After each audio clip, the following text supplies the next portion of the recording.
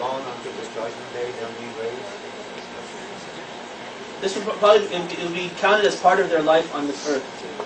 It's just an extension of their life. They're raised from the grave temporarily to fight this last battle, and then they're put back in their graves, and then judgment happens. And we don't know the details of the Raj'ah. All we're held, as Shia, all we're held responsible for in terms of our beliefs is that we believe that there is such thing as a Raj'ah, and it will happen. But as far as the details go, we don't know the details, and we're not held responsible for those details. Last question, we'll wrap it up. In Genesis, I think it's verse 12 or 15, it refers to there shall be a kingdom with 12 princes. Yeah. Which in Shia or in Islam they're referring to the Prophet and the 12 Imams. Now, how does the Christianity interpret that or describe that or? I asked a Christian about that once. There's another verse. Genesis. Yeah. There's another verse right around there that explains who those 12 kings are, and so they have another explanation of it. That it's not. It doesn't apply to our imams, but rather it applies. I can't remember exactly. It's the sons of like the progeny, the direct progeny of Ismail, or something like that. I don't remember the details, but there is another verse that explains that, and to the Christians and I guess the Jews as well, they would say that it's not referring to any future generations. It's referring to those kings that existed right then. So they do have an explanation for that. Coming from Ismail, then it's not his fault. Yeah. It's pretty. If you look at that verse, it's pretty clear. Paul come from the other side, but from Ismail actually came the 12 Imams. Right. But they don't actually. They don't accept that. Yeah, they don't accept that. And that verse, like, if that verse, the second verse, either it's made up or it's just I don't know, whatever. But a Christian who believes in the Bible is going to believe in those two verses, and one explains the other. So they say it doesn't apply to the 12 that we think. And it's amazing, I've put several different Bibles next to one another, and you read Matthew and Luke and all that, you see there's a lot of different versions of the same verse. Yeah. I have an interesting book called Gospel Parallels. It's a tall book, and what they've done is in columns they've written all three of the Gospels, not John, but the first three Gospels. In parallel, so like anywhere there's a common story or common incident, they'll put those passages next to each other. I've always dreamed of doing something like that with the Quran. It's like wherever like the story of Musa comes, like put the verses together and see what are the differences. Are there contradictions or not? And it would be a good thing to explain, like, to compare them very closely. But there are neat resources like that out there for comparative studies.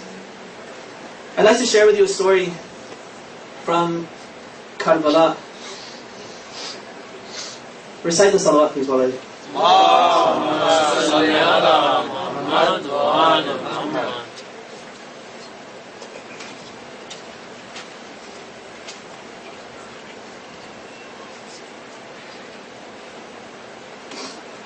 Bismillah ar-Rahman ar-Rahim. This is a story of somebody named Amr ibn Junada al-Ansari. Now, I'm going to speak about two people. Junada is the father, and Amr ibn Junada is the son. So both of them were at Karbala, and we'll speak about both of them. Junada ibn Ka'ab ibn Harith al-Ansari was among those who accompanied Imam al-Hussein from Mecca to Karbala. Like Imam al-Hussein, he brought his family with him, his wife and his son. His son's name is Amr ibn Junada. Junada participated in the first attack on the Kufans. As he fought, he chanted the following lines of Raja's poetry. أنا جناد ونبل الحارث لست بخوار ولا بناكث عن بيعتي حتى يرثني وارث من فوق الشلو في الصعيد ماكث. He says, I am Junada, the son of Harith. I am neither a coward nor one to renege on my pledge until I am inherited by my heirs, who stand over my dead body which shall remain in the dust. This is a statement of his own commitment and the fact that he's willing to do this, and even if he has to die and his heir inherits from him, that's fine. He succeeded in killing 16 Kufans before he was in turn killed. After he was martyred, his 11-year-old son, Amr, came to Imam Hussein seeking permission to fight. The Imam denied him permission. When he persisted, the Imam said, your father has already been killed. I fear your mother may be displeased to lose you too. If you are killed, then who will protect your mother in this desert?" Amr replied, "My mother is the one who ordered me to fight." With that, permission was granted, and he proceeded to the field. He fought like a hero. All the while his mother cheered him on, saying, "Glad tidings, my son. You shall be given drink by the guardian of the pool of Kawthar." Amr recited the following lines of Rajaz as he fought.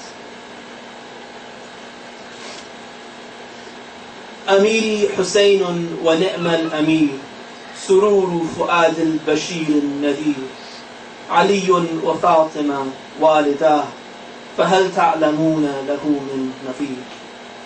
Hussein is my commander, and what a commander he is. He brings happiness to the heart of the bearer of tidings and the warder Muhammad. Ali and Fatima are his parents. Thus, do you know anyone like him? When he was finally killed, his murderer beheaded him and threw his head toward Imam Hussein's camp. Amr's mother took his head and wiped the blood from his face and said, "Very good, my boy. You are the light of my eyes." Then she threw the head back into the battlefield. Then she grabbed a tent pole and attacked the Kufans, chanting the following raja to herself. أنا عجوز في النساء ضعيفة خاوية بالية نحيفة أضربكم بضربة عنيفة دون بني فاطمة الشريفة. I am an old woman and weak, decrepit, worn out and thin, but I shall strike you with much force to defend the children of Fatima the noble.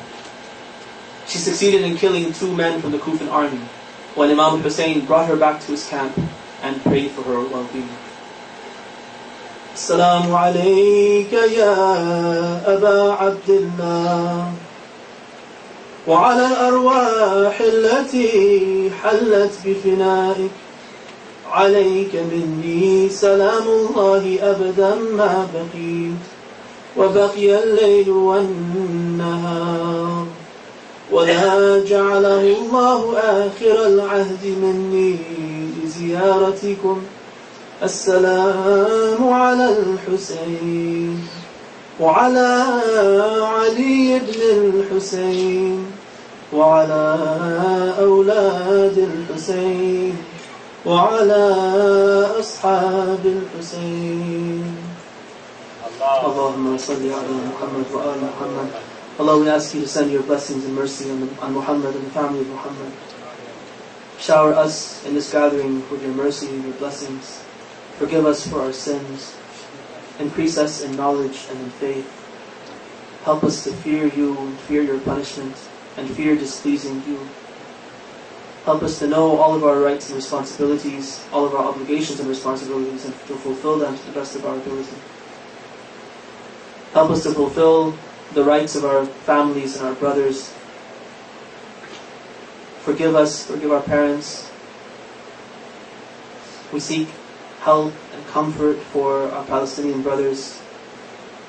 Destroy their aggressors, protect them, save them. Let the Muslims unite together to help them and to destroy their enemies.